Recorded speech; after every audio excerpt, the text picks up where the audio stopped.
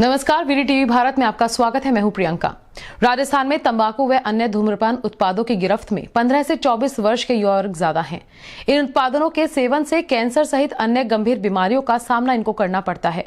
Corona संक्रमण का खतरा भी तंबाकू सेवन करने वालों में सामान्य की अपेक्षा ज्यादा है। इसको खाकर स्मोकिंग व चबाने वाले तंबाकू उपयोगकर्ता इसमें मुख्य हैं। तंबाकू व अन्य धूम्रपान उत्पादों के प्रति आमजन को हतोत्साहित करने के लिए और इसके प्रति जागरूकता के कार्यक्रम भी निरंतर बने रहते हैं। इसके लिए प्रतिवर्ष 31 मई को विश्व भर में विश्व तंबाकू निषेध दिवस मनाया जाता है।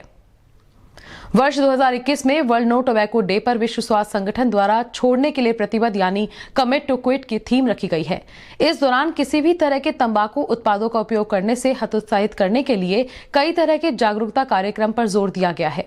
सवाई मानसिंह चिकित्सालय जयपुर के कान नाक गला विभाग के आचार्य डॉक्टर पवन सिंघल ने बताया कि भारत में तंबाकू उपयोग करने वाले युवा वर्ग सबसे आगे है। सिगरेट पीने वालों में 89% 25 साल तक की उम्र के युवा वर्ग शामिल हैं, जो कि हम सभी के लिए चिंता का विषय है। तंबाकू से जो कैंसर होता है उसमें हाथ पैर का गलना, स्मरण शक्ति का कमजोर होना, मुंह व गले में छाले होना इत्यादि शामिल हैं। डॉक्टर सिंघल बताते हैं कि जब कोई व्यक्ति सिगरेट का सेवन करता है तो उसका धुआं शरीर के अच्छे कोलेस्ट्रॉल को घटा देता है और बुरे कोलेस्ट्रॉल की मात्रा को बढ़ा देता है। इस कारण हार्ट अटैक का खतरा बढ़ जाता है। वहीं तंबाकू के सेवन से पुरुषों के शुक्राणु और महिलाओं के अंडाणु बनाने की क्षमता कमजोर होती है, जिससे प्रजनन क्षमता भी कमजोर पड़ जाती है। आइए देखते हैं क्या कहा डॉक्टर पवन सिंघल ने। नमस्कार, मैं doctor Pawan Singhal, professor ENT and head neck cancer surgery, SMS medical college Jaipur. दोस्तों, मैं पिछले 10 सालों से तंबाकू के खिलाफ एक युद्ध, एक हवन में लगा हुआ हूँ। आप जानते हैं, तंबाकू से तकरीबन हर साल 13 लाख लोगों की मौत भारत में प्रत्यक्ष या परोक्ष रूप से हो जाती है।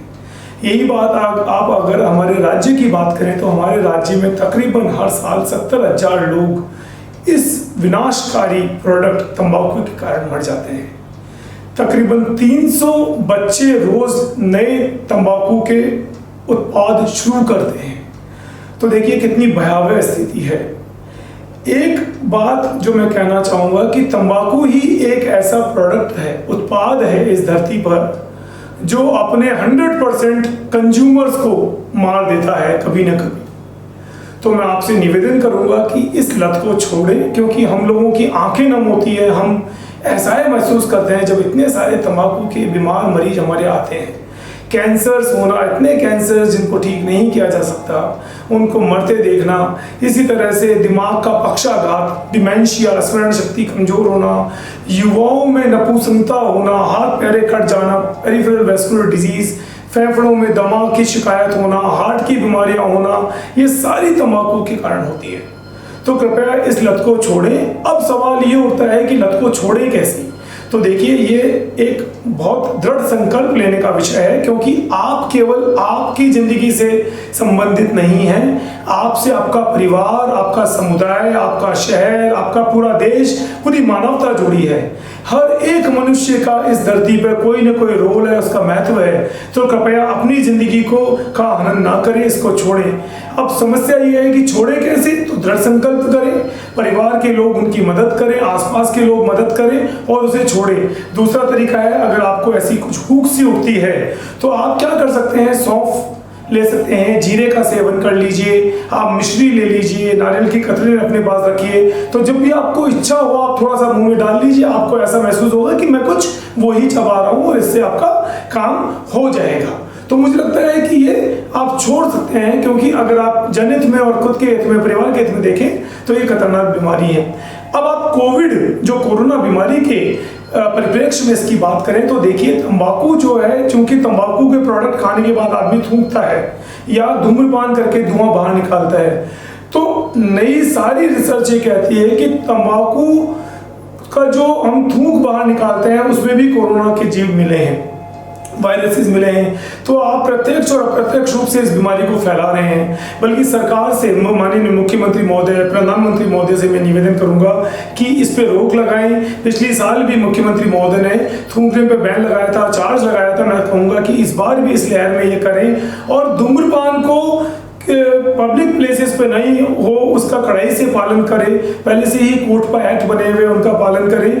तीसरी चीज मैं कहूँगा, चूंकि जो धूम्रपान ज़्यादा कर रहे हैं कोविड से एसोसिएटेड ज़्यादा हैं, उनको ज़्यादा प्रॉब्लम आ रही है, और उन मरीजों में चूंकि रक्त की वाहिनियों का और हार्ट का इनकी बीमारी ज़्यादा होती है, उनके पहले से हाथ पैर गलने की समस्या जो कि पेरिफेरल वेस्कुलर डिजीज में होती है वो ज़्यादा है। तो सोचिए म्यूकरमाइकोसिस भी उनमें ज़्यादा होगा, क्योंकि म्यूकर जो ब्लैक फंगस उसका गलत नाम है वैसे तो, लेकिन जो ये तरह की फंगस है ये उन लोगों में ज़्यादा होगी जिनमें कि रक्त के थक्के बनने की संभावना पहले से ज़्यादा है, और रक्त में के थक्के बनने की संभावना पहले से ही धूम्रपान और तंबाकू उपयोग में लेने वाले लोगों में ज्यादा है।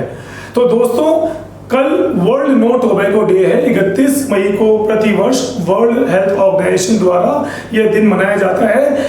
क्या हम लोग दृढ़ संकल्प ले सकते हैं कि हम इस विभीषिका को छोड़ेंगे जो इतने लाखों लोगों की मौत का कारण बनती है? और अगर आप ध्यान दें, केवल मौत नहीं, आपका कितना आर्थिक हानि इसका हो रही है। राजस्थान के आंकड़ों को लें तो राजस्थान के तंबाकू से जो उत्पाद हैं उनसे राजस्व आय केवल 465 से 500 करोड़ प्रतिवर्ष है, जबकि तंबाकू की बीमारियां, इसकी सफाई, गलियों की सफाई, इसके कचरे का निस्तारण करने में 1200 से 1500 करोड़ प्रतिवर्ष राजस्थान का खर्चा आता है। तो मैं सभी से, जनता से, मेरे मित्रों से, मेरे रोगियों से, इवन एडमिनिस्ट्रेशन से, हमारे मुख्यमंत्री महोदय से, प्रधानमंत्री महोदय से निवेदन करूंगा, इस तंबाकू के ऊपर रोक लगाएं, किसी भी तरह से इसे बंद करें, वरना इसका कड़ाई से पालन करें। धन्यवाद।